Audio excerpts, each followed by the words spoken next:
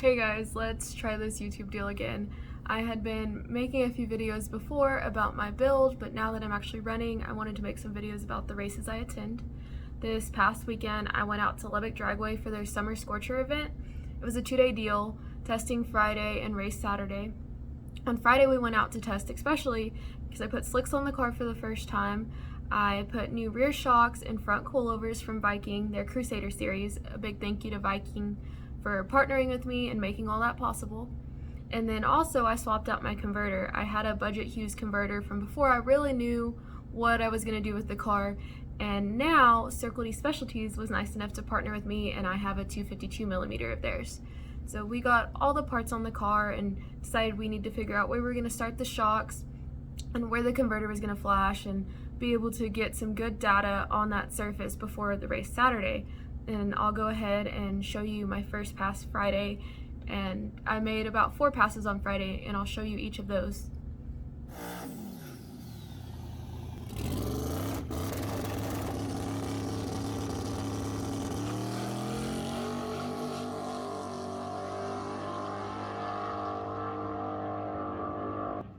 So as you can tell, the first pass went A to B.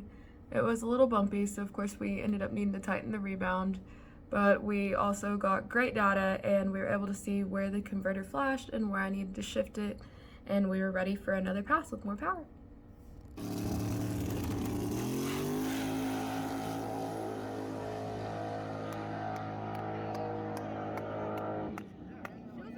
Pass 2 went good. It still looked like it wanted more power everywhere, so that's what we continued to do. I'll show you the last 2 passes. The very last pass, they had already shut off the timing system and my Dragway was dead, so I didn't get a time slip, there wasn't a tree, and I got to do a burnout without water, which I had never done before, so that was interesting. But it was still a decent pass, and I was really happy with it.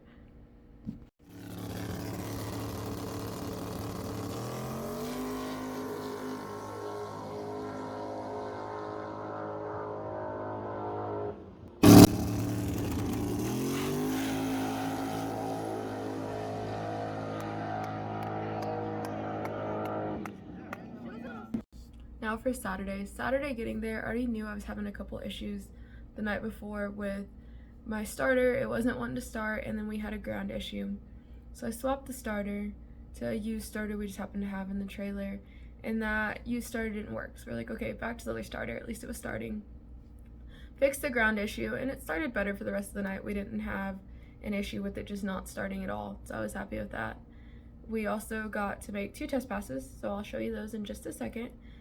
The first one, it was not good for data, but I'll still let you see that. In the second one, we got the data we needed, and Jack and I felt confident going into first round. Also to add on Saturday, it of course was super hot and the track was greasy when we started our test passes at 6. So that was a big contribution to my first pass and why the second pass looks a lot better.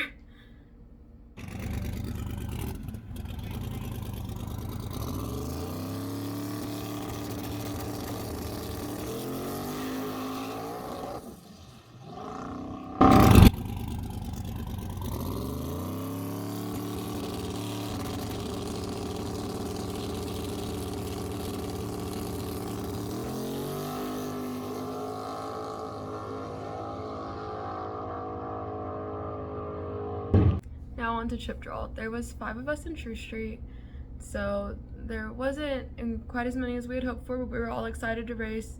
There was actually 4 to begin with. 1 got let in there at the end, and we were excited to let a 5th person in. I drew Ryan Minyard, which is one of the heavier hitters to draw out at Lubbock or anywhere for that matter. So I was a little sad, but I'll let y'all see how that first round went.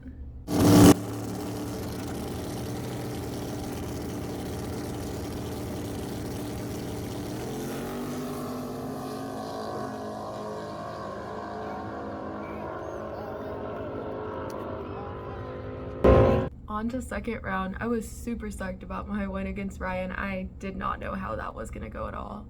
I hated to see that he had some issues. Of course, that was not him running 100%, but it was just the luck of it that night. I pulled Braden Bean for second round in his Blue Fox body. Braden and I were actually supposed to race in Amarillo at the flashlight shootout before it got rained out. So here was our makeup race. I was super excited for that.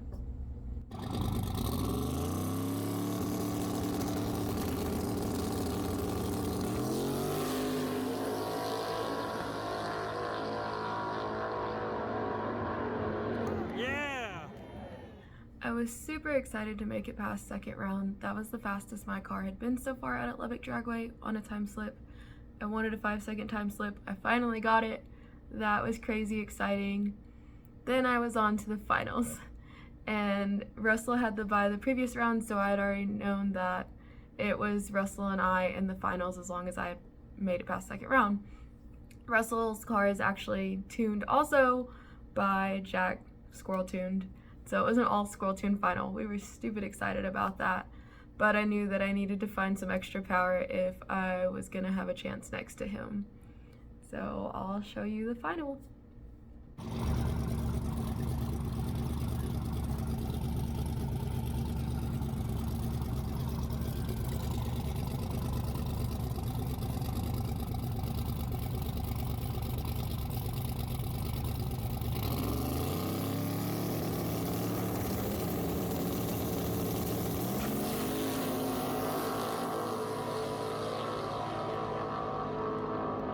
So as you saw, I came up a little short. Of course it sucks losing, but I was not even upset.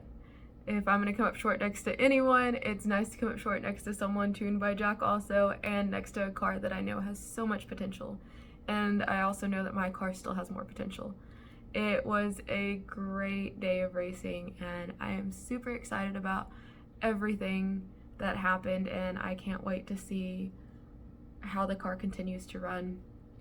My next race actually is planned to be the Faustino Memorial race out at Hobbs. It's a back half race, so stay tuned for that because that could be kind of interesting, seeing if my car will actually be happy enough to make it down that back half.